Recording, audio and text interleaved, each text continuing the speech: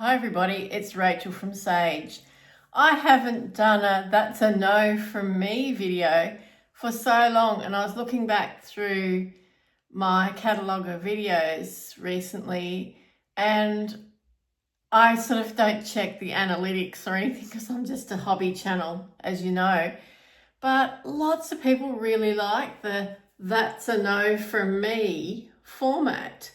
So I thought I might revive it and see how we go today. So if you're interested in this type of content, please like and hang tight and comment when we're done. Thank you. Now I'm going to incorporate some images from the internet because a lot of these things I don't have and I don't intend to get. Anything from Rode. Rode launched recently at Mecca in Australia, exclusively, I presume.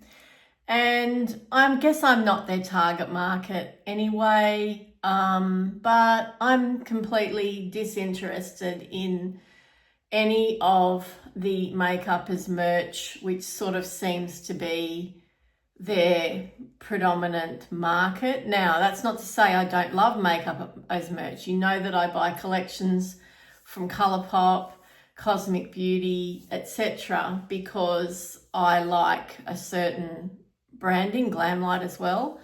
But I also know that I'm probably going to like most of the products in those collections and use at least part, if not all, of the collection in some way. Now, with the Rode products, I'm sure they're lovely. Maybe, I don't know, there's been varying opinions on the internet about the quality of them, but they're decidedly bland and hence they have no appeal for me. And it's sort of like, oh, I've got a Rode phone case or a Rode lip thing that apparently needs to be boiled so it doesn't go grainy, which if you've got to be doing that to a $35 lip product, then it's not worth it. Yeah, just to show off that you have a Rode product is, yeah, it's not what I'm here for. If you are, if you've bought any Rode products, tell me your experience with them. The biggest no from me is marketing hype and using pseudoscience to market products, which, you know, is very, to me, kind of scammy and borderline perhaps, you know, ethically wrong. And there are particular brands that prey on this sort of marketing technique a lot, particularly in the skincare realm. A lot of them are luxury brands and some of them are available exclusively at the high-end retail stores here in Australia, online and brick and mortar stores. And if you look at the ingredients closely in certain products, you'll see that basically they consist of water, glycerin, fragrance, and things like limonene and stuff like that in it, which, you know, you can get in any skincare product virtually for a fraction of the price. You do not have to buy brands from people that claim to be doctors. You do not have to buy, and if they are claiming to be a doctor, you should check their credentials very carefully before you invest in, you know, some of these extremely expensive products. Please, it can be hard to find these things out, but please check. So the pseudoscience, the marketing, and the false credential claims really get on my nerves, and I really feel quite strongly that something needs to change there. They need to have some greater regulation on people saying that they're a doctor, but they might be a chiropractor and they might be saying you need to stop using this, this and this, when they don't actually have qualifications in that area. I just felt I wanted to put something bright on my lips. A no from me, an absolute no from me, is ageism. Pretty much any of the isms are, unnecessary. Recently, I've been seeing a whole lot of videos about the amazing Madonna, and she is incredible, always has been. She was probably my biggest initial fashion and style influence as a teenager. And I know that she was inspired by Marilyn Monroe. Marilyn Monroe is one of my all-time, she's like my muse, really. I just love her. And so people have been talking about the fact that she was at Coachella at 67 and performing in a corset. Like, okay, she's incredible. She's an incredible artist. She has had a very long career. She worked really, really hard to break through in an industry that was incredibly misogynistic, still is, but really much worse than back in the 80s and the 70s and the 80s. And I'm just sick of people saying, look at her, she's 67. I'm like, why is that even mentioned? Let's just celebrate the fact that she is an artist in her own right, a female artist that has incredible, enduring power and influence and is revered by young artists like Sabrina Carpenter. The fact that Sabrina Carpenter seamlessly introduced Madonna onto the stage and did that wonderful rendition of Like a Prayer with her, and it wasn't a big deal. She didn't make it into a big deal. It's the commenters and the people online talking about, the fact that Madonna's 67.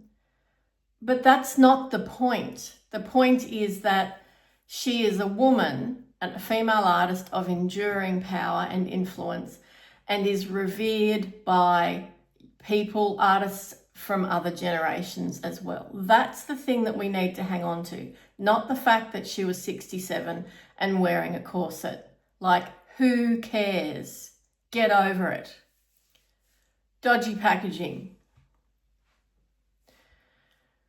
Dropship, white label, generic packaging seems to be taking over my beauty table. Is it taking over yours?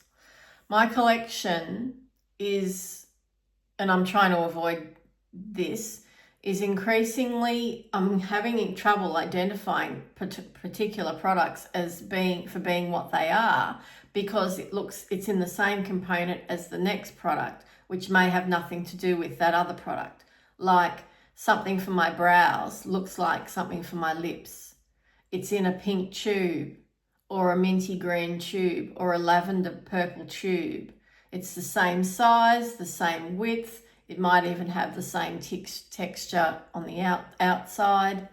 It's getting really hard.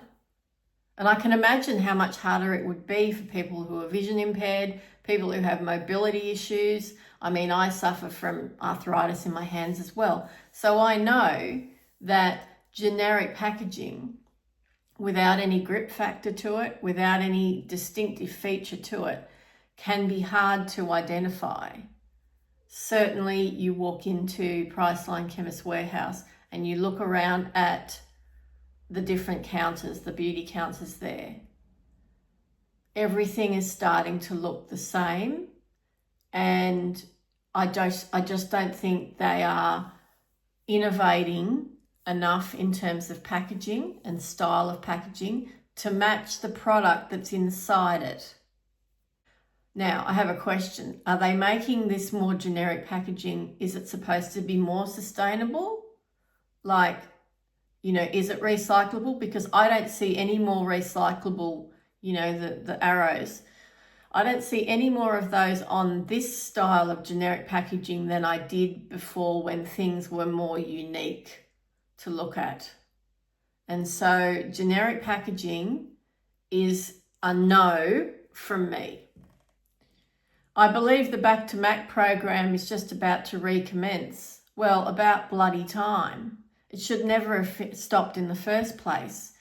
It was one of the earliest and most successful environmental and sustainable programs that's ever been pumped out by a beauty brand.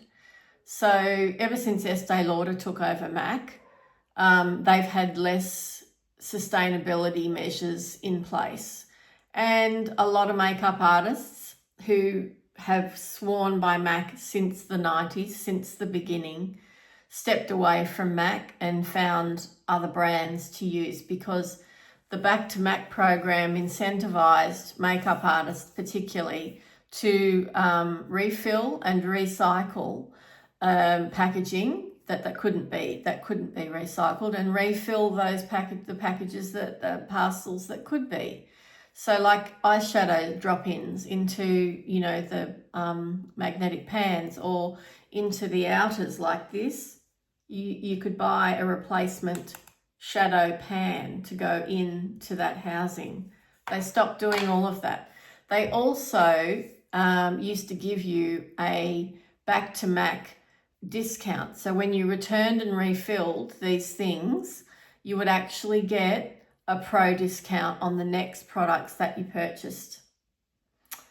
And okay, it might sound pie in the sky, altruistic, whatever, but it's a huge company. And for the few thousand makeup artists around the world, and heavy makeup, like people that use a lot of makeup and love MAC, it really meant something. And it was like, we don't care about our core business anymore. We don't care about those people that have been loyal to our brand. First of all, because we have great products, but second of all, because we actually, you know, follow through, and we care about what happens in the end with the packaging after you've finished with your product.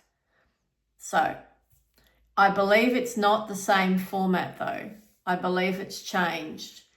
And a lot of people have been saying that they've turned away from MAC for other reasons as well recently, political reasons, particularly relating to the Estee Lauder family and their connections. Can I say MAC is a no from me? No, I can't. I'm sort of like, I don't have as much MAC in my collection as I used to, but I don't think I could ever 100% say I will never use MAC again. If that's hypocritical, then I'll wear that. I need to brighten up my cheeks now.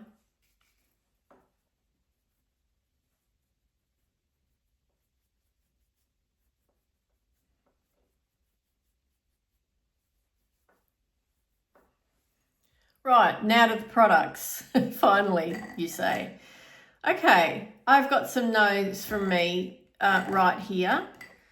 I have been trying to make this work. The SAM eye primer, this one here. It's a K-Beauty product. It's SAEM, Saamule Eye Primer. Okay. It's not an eye primer to me. It's a serum-like under-eye corrector, because on the lid, it doesn't blend. It doesn't blend. How can you have an eye primer that doesn't blend? Obviously, I am an eyeshadow fanatic. You already know this. So my eye primer needs to make my eyeshadows work the best way they can. And you know I have a favourite, forever favourite. This one has disappointed me, but I am using it as an under eye serum-like colour corrector under my foundation. That's how I'll finish it up. But it is a no from me as an eye primer. Rare Beauty mascara. I have a mini here. And I got two of these. I don't even know how I ended up with two. But it's so unremarkable. It's so unremarkable. It's a big fat sort of 2016 Too Faced wand to me, and it's huge. Look how long that bristle section is. I mean, who's got that many eyelashes? And it's straight. Like, seriously, people are not doing straight wands anymore in mascara. I mean, Essence Lash Princess is probably the last of the straight ones, but even it has got a pine cone shape to it, so you can do the detail work on the inner corner with those lashes. The Sky High is a pine cone, but it's flexy, right? So you can make it wiggle quite well onto the lash band, if you like. What else have I got here? Panorama. It's a pine cone too. I seem to really like pine cone shaped mascara wands, apparently. But this is just, it's dry. It's not a good formula. I love Selena Gomez. I think she's incredible. But mascara formula is apparently not that hard to create. So I don't see any innovation there at all. It's a no from me. Back to eye primers. Now you can see I've used quite a bit of this. I've really given it as much of a go as I think I can without my eyelids, the bottom eyelid sticking to the brow bone. This is the Essence Jelly Grip Eyeshadow Primer, long lasting and intensifying, and it's supposed to be crease free. Well, I don't know who they tested it on. I guess people that had no texture on their lids anyway, is my guess. And I suppose I'm not the target market here at all. Jelly Grip is kind of a dupey, resonates dupe to me of the Milk Hydro Grip. Do they make an eye primer though? Do Milk make an eye primer? So is this just the same thing that you would put on your face in a little eye primer style component? Cute doe foot. And you know what? It is kind of cooling and nice. So if you're feeling a bit puffy and hot, it does sort of refresh the under eye area quite well, but that's not what its function is supposed to be. It's supposed to be for making your eyeshadows stick down, or your glitter or whatever it is you're wearing on your eyelids, stick down and be able to be worked. That is the function of an eye primer. If I can't get eyeshadows to fulfill the function that it's supposed to fulfill, right, then what is the point of having it or marketing it as an eye primer? Please, Essence, I love you, you know that, but stop telling us pork pies, please. This is a product that I absolutely love. This is, I'm nearly halfway through the second bottle of this. So this is not no shade on the actual product itself. But the no from me here is the ridiculous level of skincare claims in a foundation product. Okay, it's got bakuchiol in it. Why does a foundation need to have bakuchiol? Bakuchiol has, the science is not great here. It's supposed to be some sort of alternative for retinol, or the retinol family. There are people saying it's natural compared to, what do you mean? Vitamin A is perfectly natural. It's a vitamin. It occurs in many things, all organic products anyway. So I don't know why we have to have bakuchiol. Hyaluronic acid I kind of understand, because that is a hydrating ingredient and it does draw moisture into the skin. So if you are looking a little dry as the day goes on, the hyaluronic acid will help hydrate the skin without making you overly oily.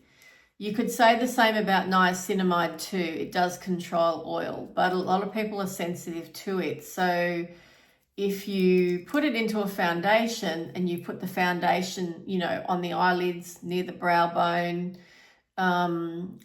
somewhere here, maybe it's a fairly sensitive skin area just there, it may inflame the skin. So I'm leery of brands putting loads of skincare into their makeup, including sunscreen. Now that might surprise you because you know how fanatical, and rightly so, I am about sunscreen. And having a family history of skin cancer, and having had some skin cancers removed myself, I think I've got every reason to be enthusiastic about sunscreen usage. We should all be, because there's so many good ones now. If I really want my makeup to have sunscreen in it, and sometimes I do, I'm still going to wear a full-on SPF 50 underneath, either as a primer or, as a moisturizer, okay? So please, see, I'm just thinking about here. So L'Oreal Fresh Wear has an SPF, I think, of 20 or 25. So does the Revlon. It's got an SPF of 20. But that's not enough anyway. You need a 50 plus, right, to ensure that you're getting the right amount of UV protection. And you're never going to use a teaspoon's worth of foundation for your face. So that's what you would have to use to achieve SPF 50.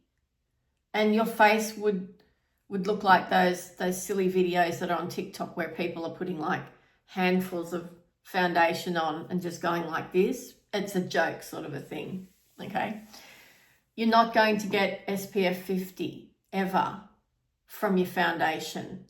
You're not even going to get SPF 20, I should say, SPF 50 from your foundation, right?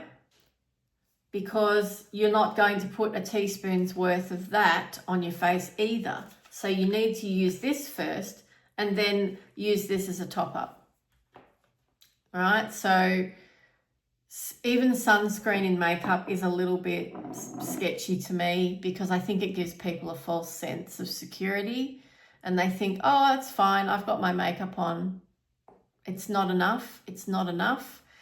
You need to wear a hat, you need to wear sunglasses, you need to cover your exposed skin as much as you can. You will not get rickets or whatever from lack of vitamin D.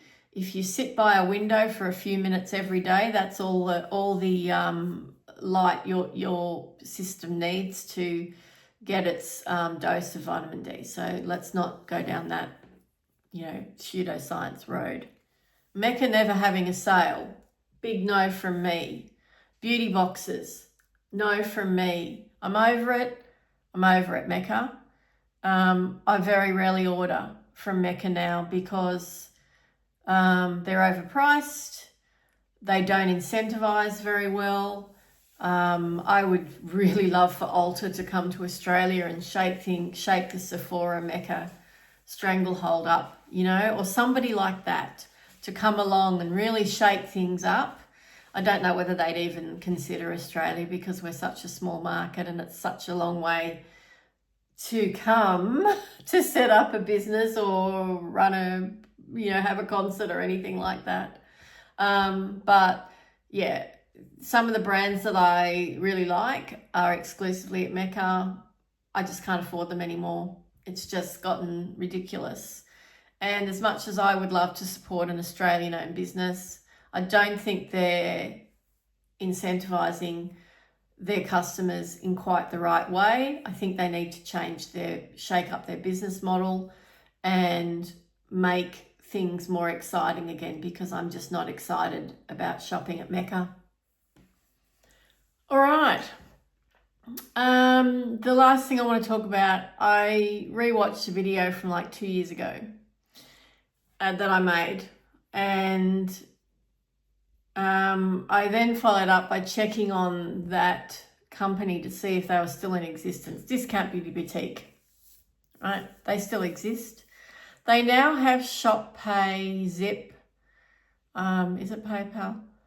So that whole scammy situation I talked about with direct debit, that's not applicable anymore. But the last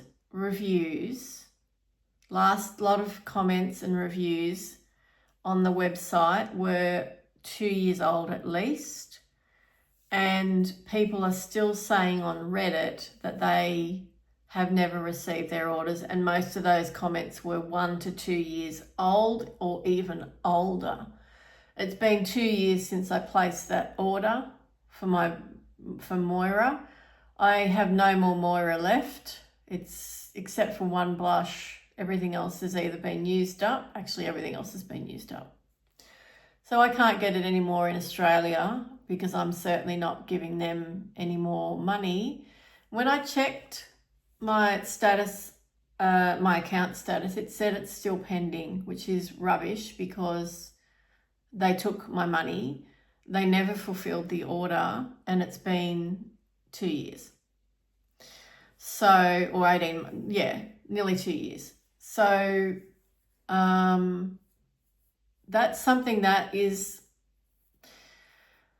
I think it's a real concern for all of us that there are businesses that are trying to create a niche for themselves, but they don't have good ethics. They don't care about their customers at all. I mean, seriously, why go into business if you're not prepared to have any customer service whatsoever? You can't just deal with the public. There are laws about these things. You can't just deal with the public and expect them to hand over their money and then just do nothing, like sit back, okay? In a cost of living crisis, I think that's more pulls at the heartstrings more than ever. And so I'm still, saying to you, do not give them your money. Don't buy Moira from them. If you want to buy Moira, you really must buy Moira, then you can try and buy it from its US website and you'll have to pay, quite a lot in tariffs and so forth, taxes, etc. I've just stopped using Moira. I've pretty much switched across to Essence and Catrice as my budget brands of choice these days. They're far more accessible. The products are really good, and price-wise, you can't go past them. Sephora, I don't order from them much either anymore. I generally order from Adore Beauty more so, and increasingly a website called On Trend Beauty. But Sephora do have some brands that I really like Fenty, for example. And although I haven't bought anything from Natasha Denona for ages, but they stock Natasha Denona. Sephora are problematic too, but at least they have sales. At least they have biannual sales, and then they have that they have the tiered events twice a year, and then they have that just before Christmas sale, which is usually like 20% for everybody.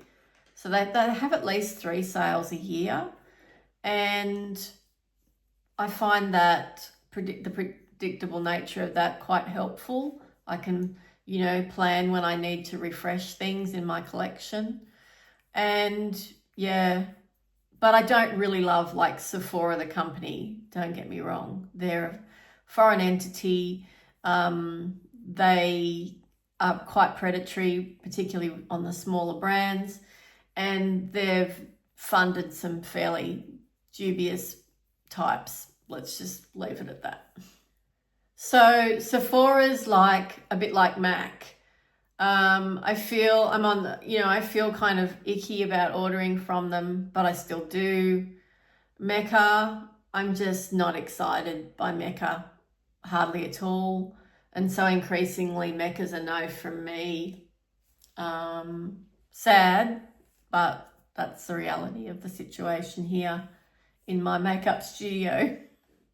Man, this video is going to need some serious editing so I don't get sued or something. No, nobody cares. Anyway, thank you for watching. If you've sat through this mostly commentary style video with a few products thrown in, why there's not more products that are a big fat no for me is because I'm doing a lot more research and I'm waiting. I'm usually waiting quite a long time before I jump in and buy something now. I look around to see what other content creators are doing with those products. I read reviews. I look at what else, of course. I audit my collection and see, look, is there something there in the collection that already fulfills that function? I'm not a minimalist. I never will be. I'm not a very good project planner. I don't keep spreadsheets and I don't measure things. I just, use them up. Yay, look at that. I finished it. Isn't that cool? And then I roll whatever needs to come into my collection pretty much straight away to replace that thing. Incidentally, speaking of pan, I want to show you I've got a new pan just today. Teeny tiny in the Mellow Powder Blush Bronze Goddess. This is the one I was saying in a video recently where I felt I'd hit a hard pan and I was struggling to get product up. So I did do a little bit of a scratch on it with the end of a brush, and that seems to have released some more powder. And then the very next use, there it is, the teeny tiny pan. So this is the second one of these that I've had. I really like it, obviously. I wouldn't have bought it again otherwise. I would really love to say I've hit pan in eyeshadows, but will that ever happen? Will that ever happen? I hit pan in the Barry M Heatwave Sunray Baked Marble Blusher. This is divine. Can you see it just there? There's the pan. I did not think I was going to hit pan in that, but this has been one of my go-tos all summer. Now it's not summer, but so beautiful. I never hear anybody talk about Barry M, but Barry M makes some really good stuff. Panning, whilst it's not a big aspect of my channel, I do enjoy it. I enjoy seeing a pan coming through and you go, woohoo. Yeah. If you've made it to the end, I hope you got all your ironing done. Yep, I do that too. I bung on a video, do the ironing or something like that, something that I really hate doing, and it just makes the time go faster. So whatever it was you were doing, I hope you got your task finished. And even if you're just listening in the background, thank you for that too. I hope you have a great day and I'll talk to you again soon.